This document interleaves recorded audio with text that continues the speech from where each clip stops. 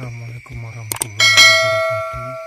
Perkenalkan, nama saya Muhammad Iqbal Aris. Saya dari Universitas Nahdlatul Ulama Kalimantan Timur, Fakultas Ilmu Sosial dan Kependidikan, Prodi Hubungan Internasional. Adapun video ini saya buat untuk memenuhi tugas teori hubungan internasional, dan terima kasih juga kepada dosen pengampu yang selama ini telah banyak membimbing dan memberi arahan kepada saya, yaitu kepada Ibu Sari Mulyani. Terima kasih banyak Ibu. Oke, dalam segmen kali ini saya akan membahas mengenai teori hubungan internasional, yaitu teori realisme. Apa sih teori realisme? Apa sih realisme itu? Realisme adalah suatu pendekatan ilmu hubungan internasional dengan negara sebagai aktor utama.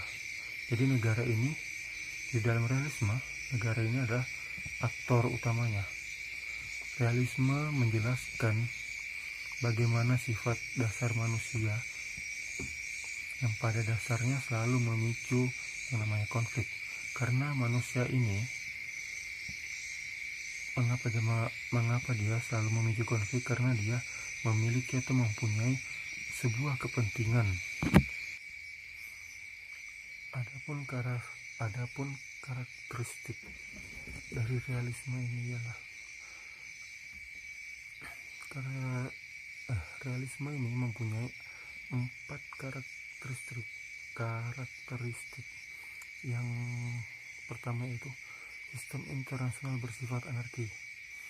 Yang dimaksud dalam sistem internasional bersifat anarki ialah dalam pendekatan realisme, sistem internasional bersifat anarki. Kenapa dikatakan anarki? Karena tiadanya kekuasaan di atas semua negara yang mengontrol setiap negara. Semua negara selalu, dan akibatnya itu semua negara selalu mengejar kepentingan setiap negara masing-masing. Yang kedua adalah negara adalah aktor yang paling penting dalam hubungan internasional. Ya, seperti yang kita ketahui bahwa negara adalah aktor utama.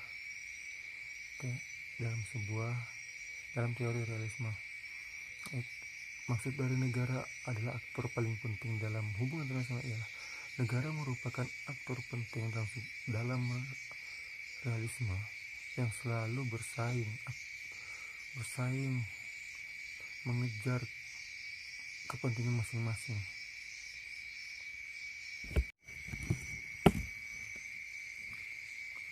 Karakteristik yang berikutnya adalah semua negara dalam sistem yang ada merupakan aktor tunggal yang bersifat rasional. Jadi semua negara dalam satu sistem bersifat rasional itu memiliki kepentingan masing-masing. Mereka bersaing dalam mengejar kepentingan mereka, dan juga negara-negara ini dapat beraliansi dengan negara lain dengan catatan atau dengan suatu syarat, yaitu dengan tujuan mereka harus sama, atau kesamaan tujuan atau visi misi mereka harus sama gitu. Sedangkan yang karakteristik yang terakhir atau yang keempat adalah masalah utama bagi setiap negara adalah kelangsungan dan bertahan hidup. Survival of the fittest adalah fokus utama untuk setiap aktor atau negara dalam pendekatan realisme. Negara-negara saling bersaing untuk tetap ada atau untuk tetap bertahan, untuk kelangsungan dan bertahan hidup demi tujuan-tujuan mereka tercapai. Adapun beberapa aktor atau terdapat beberapa filsuf dalam pendekatan realisme. yaitu diantaranya ada Tukidides. Tukidides adalah filsuf realisme yang berasal dari Yunani, dan dia berpendapat bahwa dengan meningkatkan kapabilitas militer negara, maka negara lain akan menganggap bahwa negara tersebut sebagai sebuah ancaman atau dilema keamanan gitu. Dan menurut Tukidides juga bahwa sebelum membuat keputusan, maka pemimpin negara harus bertindak hati-hati. Kenapa harus bertindak hati-hati? Maksudnya bertindak hati-hati dalam pemikiran dan bahkan konsekuensi yang akan diambil. Tokoh selanjutnya yaitu ada Hans Morgenthau. Menurut Hans Morgenthau sendiri, ialah manusia selalu ingin mengejar sebuah kekuasaan. Namun di saat manusia harus mengejar kekuasaan, maka dia harus menyetarakan atau menyeimbangkan ruang politiknya untuk kekuasaan, karena kekuasaan adalah tujuan utama. Sedangkan yaitu tokoh selanjutnya yaitu Thomas Hobbes. Thomas Hobbes sendiri juga mempunyai pendapat dilema keamanan di dunia internasional. Ada beberapa kemungkinan pemerintahan dunia tidak anarki. Maksudnya ada kemungkinan pemerintahan dunia tidak anarki. Dunia internasional terdapat banyak potensi untuk perang, namun di dunia tidak ada yang menjamin bahwa perdamaian, tidak ada yang bisa menjamin sebuah perdamaian di dunia ini. Itu menurut Thomas Hobbes. Oke, kita lanjut ke contoh kasus terhadap pendekatan realisme atau teori realisme. Contoh kasusnya adalah keterlibatan negara-negara besar di Suriah. Itu kita lihat, itu adalah merupakan contoh teori realisme dalam hubungan internasional. Banyak sekali negara-negara yang memiliki kepentingan di Suriah. Contohnya adalah Amerika. Amerika adalah salah satu negara besar yang memiliki kepentingan di Suriah. Amerika mendorong pemerintah Ba'as al-Assad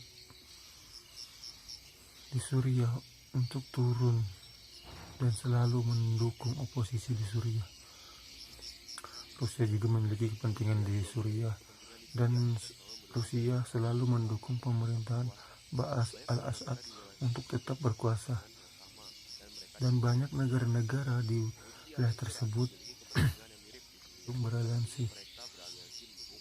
Rusia dan Iran mempunyai kepentingan yang mirip di Suriah, dan karena ini mereka beraliansi untuk mendukung pemerintahan sah yang ada di Damaskus. Amerika, Saudi Arabia, Turki, dan beberapa negara lain mempunyai kepentingan untuk menjatuhkan pemerintahan Ba'as al-Assad, dan karena ini mereka bekerja sama untuk mendukung pihak oposisi.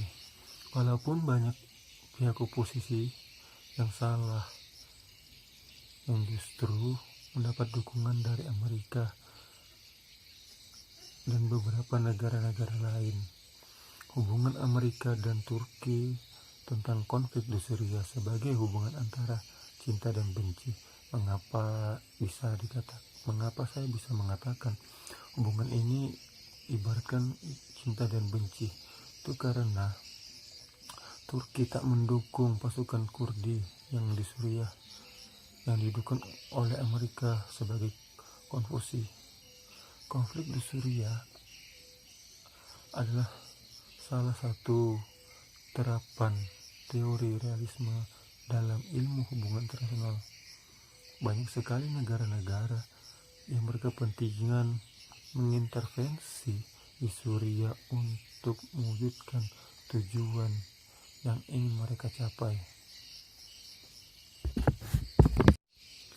Oke, mungkin segitu aja video kali ini. Akhirul kalam, wallahul muwaffiq ila aqwamit thoriq. Assalamualaikum warahmatullahi wabarakatuh. Jangan lupa like, comment, and subscribe.